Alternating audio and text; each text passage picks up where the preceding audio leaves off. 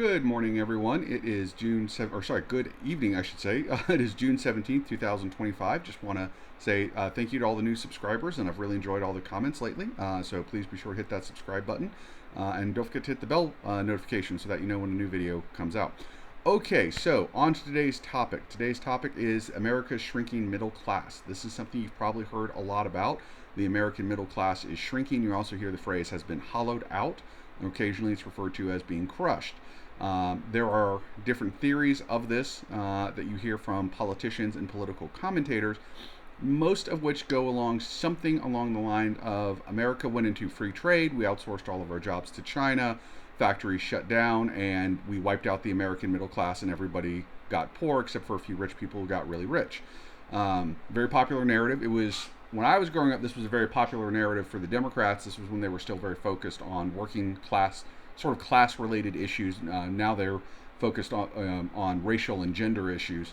The MAGA right has adopted this as really one of their key points. J.D. Vance really hammers this point. You see people like, Navarro, Peter Navarro, who's one of Trump's trade advisors or manufacturing advisors, is almost fanatical about this. You hear this a lot from Howard Lutnick. You hear this from a lot of other people on that group.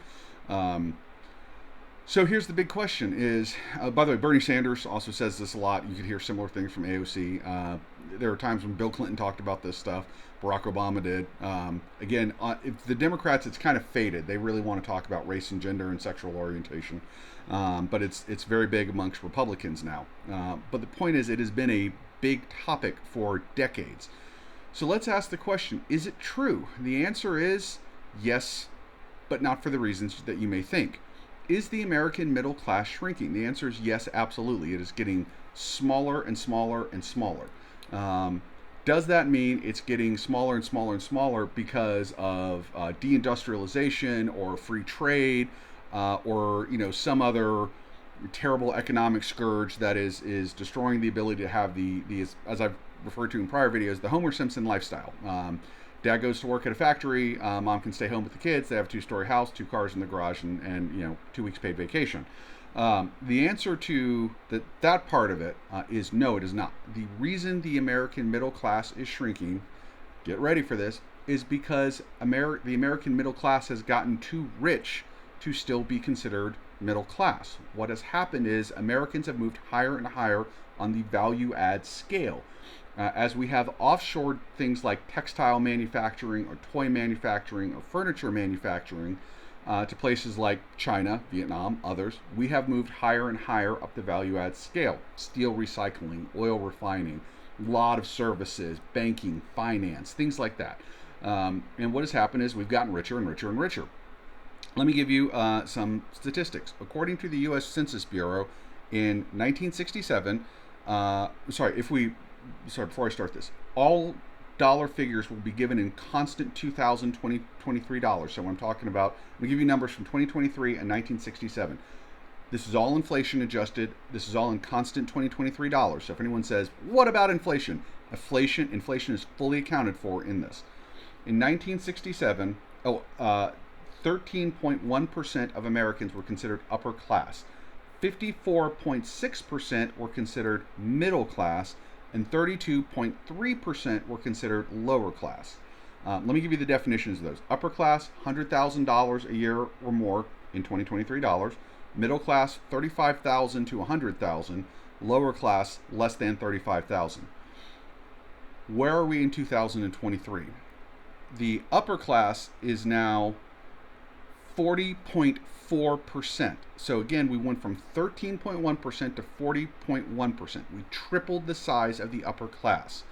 The middle class has shrunk from 54.6% to 38.1%. So it's down about 16 percentage points. Remember, the upper class is up around 27 percentage points.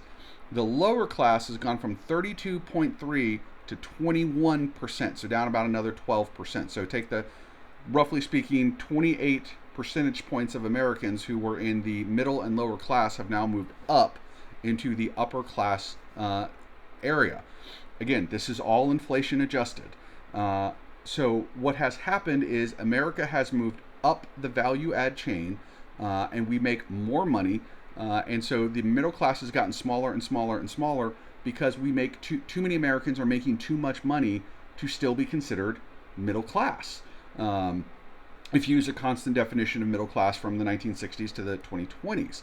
Now, you may remember several weeks ago, Howard Lutnick, who's Trump's commerce secretary, came out and said, we're going to have factories that you're going to work in this factory all your life, and then your son's going to work there, and then your grandson's going to work in that same factory. Wow, that's not the American dream. The American dream is that through hard work and ingenuity and entrepreneurialism, you can go from rags to riches. You can move yourself up the economic ladder. You can come up with an idea. You can work harder than somebody. You can work smarter than somebody. You can combine those somehow, so that you can make a better life for yourself. And then your kids will be more educated. They'll have more opportunities. They'll move even higher, and then your grandkids will move even higher. And this, by the way, goes all the way back to John Adams. And I don't remember the quote exactly off the top of my head, but he basically said, "I have to study war and politics so that my son can study what was like engineering and economics, and so that my grandson can study art and poetry." And the idea being that as we become safer and more prosperous, we are able to study things that are of, frankly, lower importance because we have enough wealth and safety to where we can do that. We have the privilege of doing that. That is bestowed upon us by prior generations and their hard work. That prophecy of John Adams has come true. The Americans today are very wealthy.